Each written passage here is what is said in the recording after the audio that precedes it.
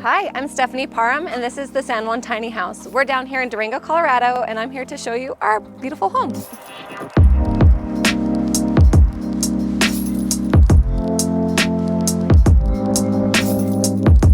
As you can see, our house has a curve to the roof, and the reason it's called the San Juan is because we named it after the San Juan Mountains. The blue is the river, San Juan River, so we wanted it to be the wave of that. You know, a lot of people have said that our house looks like a boat, and you know, we kind of joke about that too, but the main reason behind it was to add that extra space in the loft.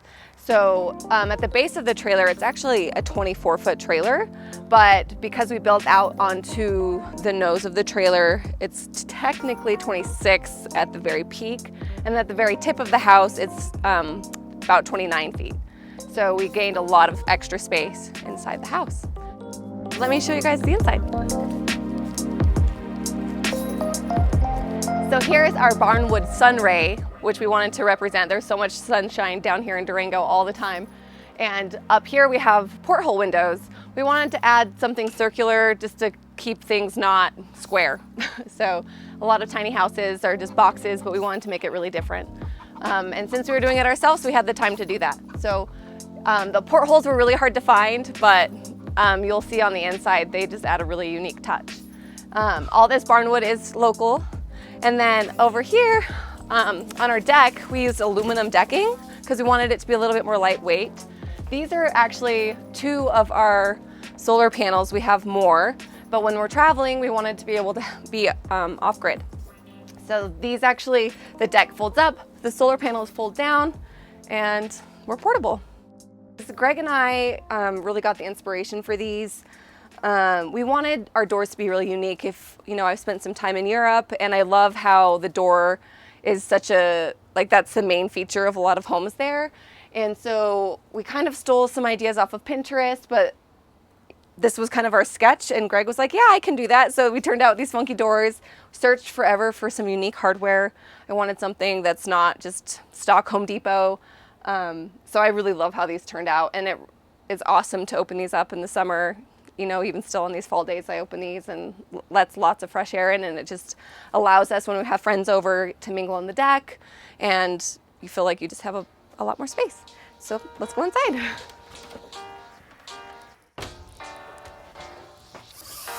So welcome to our house. I'll start by showing you guys our living space, which is the most important part of the house. Well, one of the most important. Everything's important in a tiny house, I'll just say that. I really wanted to be able to feel like I was able to have room to move because our other house was a lot smaller and I couldn't lay on the floor if I wanted to. The most unique part, I think, of our house is our elevator bed. That's something that Greg always wanted to try, and we wanted to be able to keep our trailer short, but our bed not in a loft. We had a loft and there's nothing wrong with it, but we just were ready for some more headspace.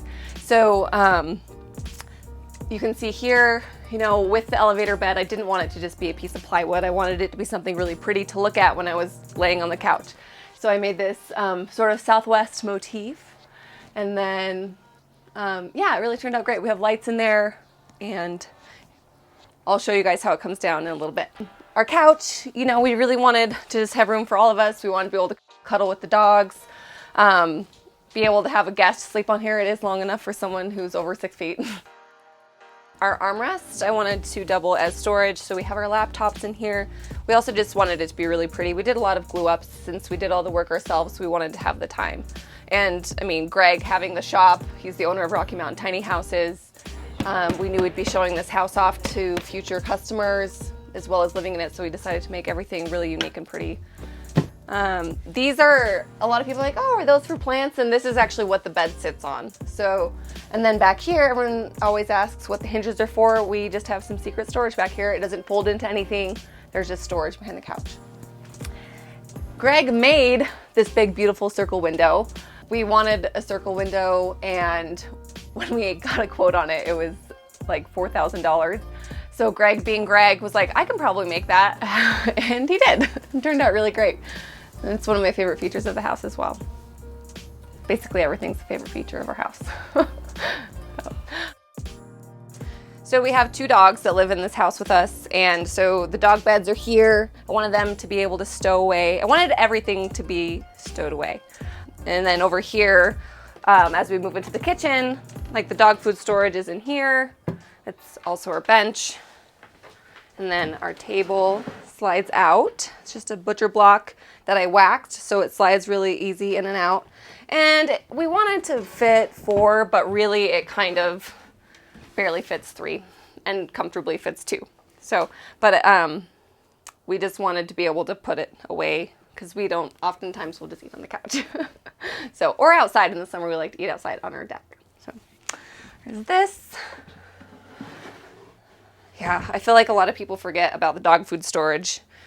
So that was a big deal for me.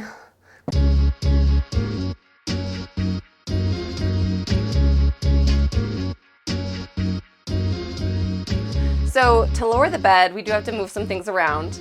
Greg wanted it to be all manual, so we just have to put the TV here. I have to turn out these wood blocks on the walls. And then this is a interesting mechanism. It's all manual. I kind of wanted garage door opener, but Greg just wanted it to be manual.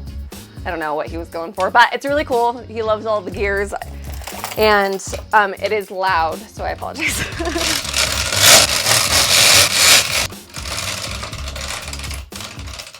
Et voila! The bed is down. So it's not as low as we wanted it to be originally, but because we have the step here, we're able to just hop up. And then I also have a little ladder we can use. But I really love waking up next to my Hobbit window. It's the best.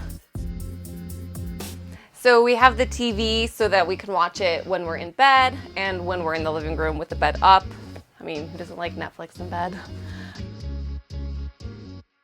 So yeah, and I'll show you guys how I put the bed back up.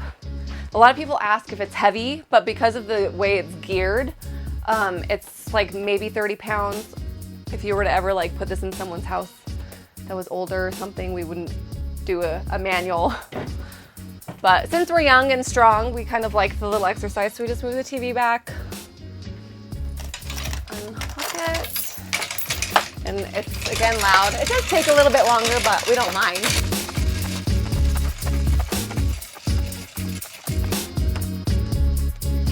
So that's just so it doesn't fall on your head.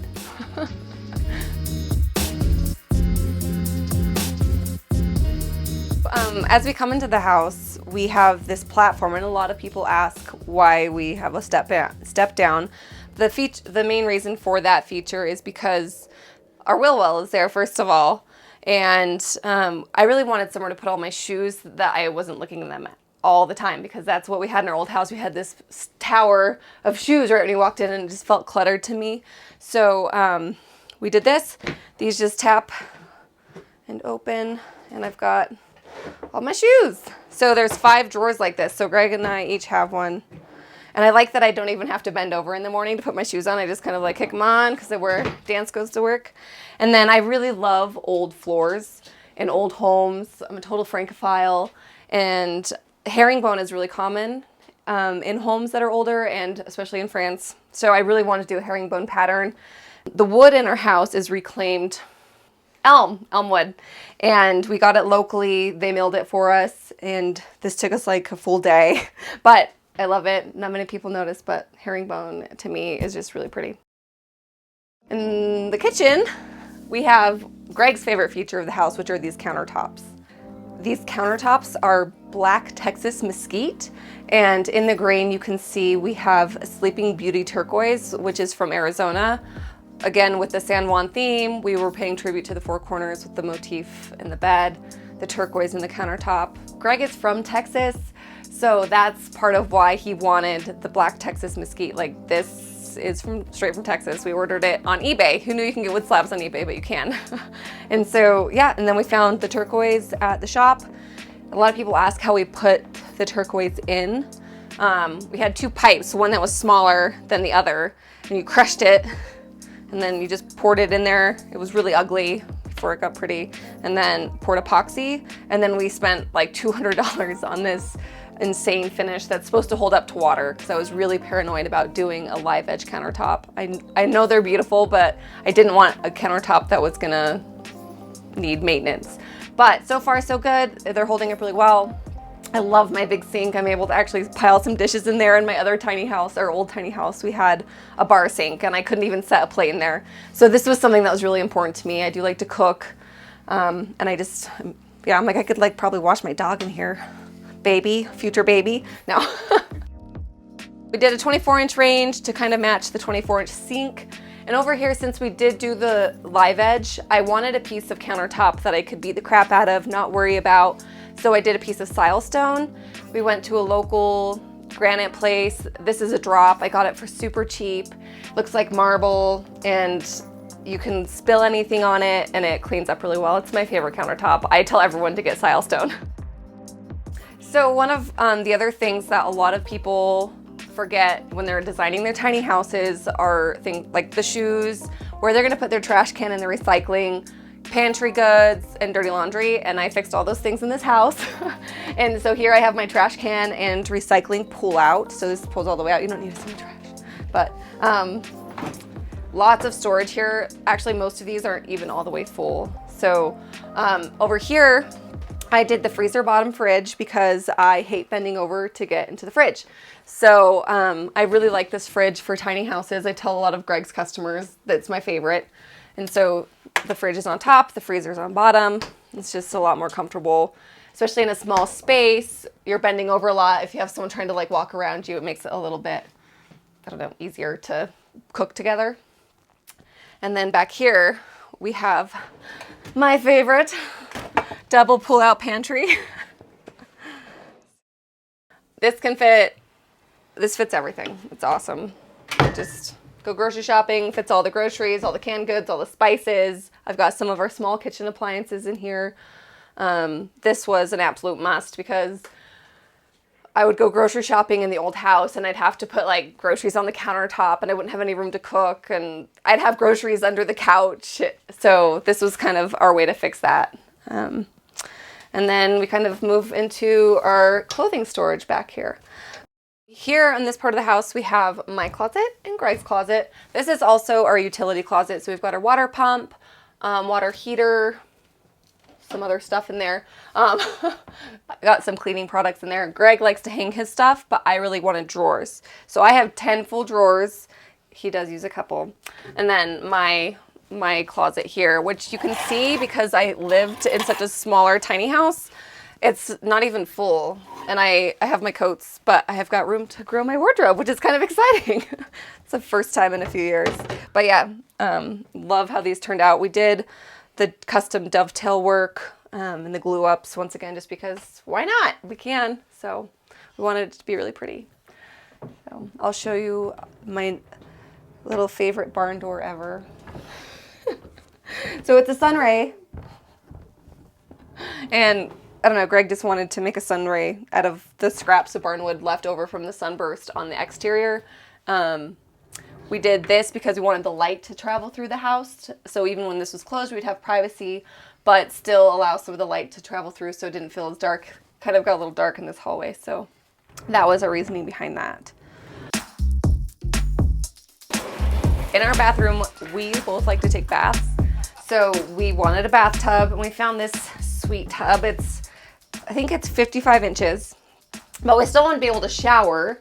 So we got this guy and then we don't have the hook yet, but there will be a hook soon. Greg is working on it so that you can stand and shower. But honestly, I just sit and do one of these when I need a fast shower. And then I have to show you how comfortable our tub is, because everyone's like, is it comfortable? It's really deep. And it's not, you can't like fully lay down in it, but it kind of like cradles you. And it's got a neck support, so it's very comfortable. I could take a bath right now. Here you can see we've got a penny floor. That took me a very long time and my back still hurts. There are $80 worth of pennies in here, and I siliconed each one down individually, and then I poured epoxy over it. And it was my first time ever doing that, but it turned out pretty good. Everyone seems to like the penny floor. It was actually Greg's idea and I fought it, but it turned out really great. I really like how it turned out. And I did all the tile work in here. We liked the chevron style. You know, I can see all of my mistakes, but it turned out really well. One of my other favorite features of our bathroom is the vanity. I really wanted it to be unique. Again, I just didn't want anything stock Home Depot. So I got this really cool dragon faucet from, I think I got it from England.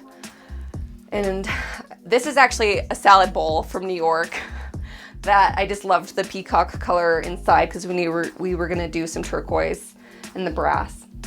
And then, you know, we just wanted to do something unique, so we came up with these just little different textures to add.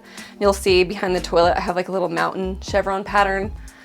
Got plenty of storage. There's secret storage back here. And one of the other things that I was talking about was the dirty laundry.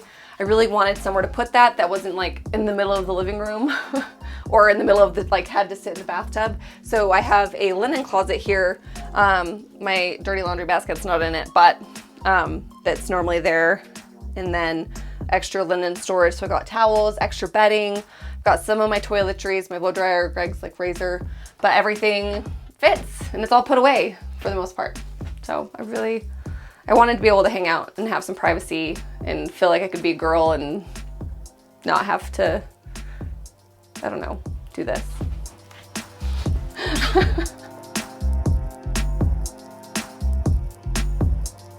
So our loft, which I was talking about, you know, with the boat shape, the loft is what gained the most space. Obviously it helped the bathroom feeling a little bit larger, but the loft is our storage loft. Everyone always asks, what do you do with your loft?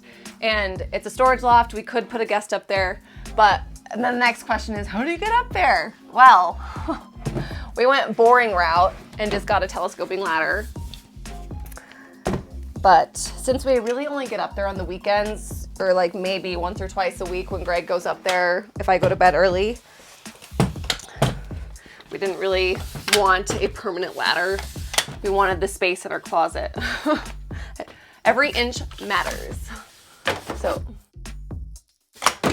and then Greg rigged it so that it could hook because it was kind of sketchy in the beginning. So yeah, it just hooks up here. We put these bars here so we could grab and get up and down safely. And voila. Up here in the loft, you can really see the wave of the roof. So we do like to actually hang out up here. But this is where our portholes are that we got from, I think it was Galveston, Texas. They're all different sizes and they are all functioning. And then the rope, people are like, oh, what's with the nautical theme? We did rope to trim out the sides because we didn't want to curve wood and rope is easy. So we did that. But yeah, we got a bunch of storage up here. We got our cycling gear, backpacks, or like camping stuff. You know, I'll switch out the winter and the summer clothes and store them up here. Cycling gear. Greg likes to hunt, so he's got his hunting rifles up here. And then I've kind of got books settled in nooks since we do hang out up here, and Greg likes maps, so he'll sit up here and just pore over maps for like hours. So this bed actually folds down, and it's just a tri-folding mattress, but a guest could, you know, could sleep on this pretty comfortably. I actually use this when I go to like stay at friends' houses and stuff. I'll take this mattress with us. But you can see here Greg's Barnwood Wall. Again, we wanted to use all the scraps that we have around the shop. You know, we do like to use reclaimed things. Several of the things in our house are old and repurposed. And then on either side here, you know, more books and just like I do my journal up here. This is the very tip of the prow of the ship, as we kind of joke about. But this Barnwood Wall is the peak of the angle, but it's very comfortable for lounging. It kind of just cradles you back here. It's very comfortable. It's a good spot.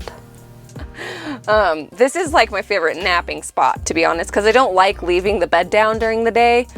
I think mostly because it's loud. I think that's the only thing I don't really like about that, but I will come up here and take a nap. It's an excellent, when it's raining, you can hear it on our pro panel roof. It's a happy little nook.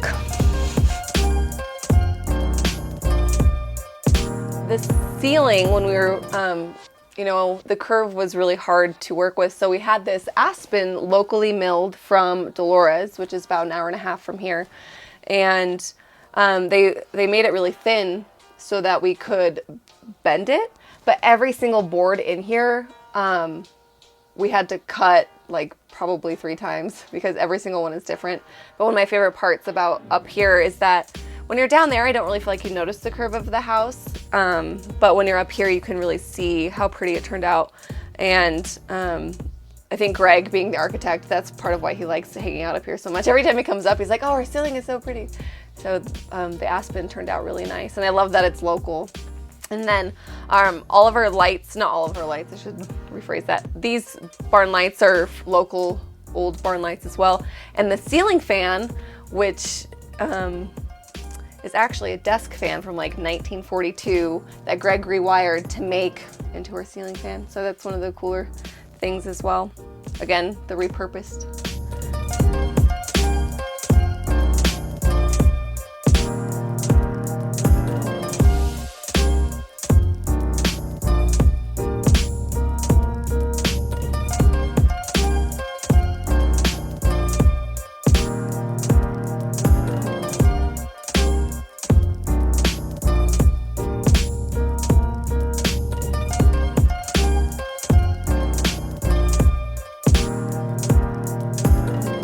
Hey guys, Alexis and Christian here with Tiny House Expedition. Don't forget to like, comment, and subscribe. And click left or right for more tiny house stories and tours.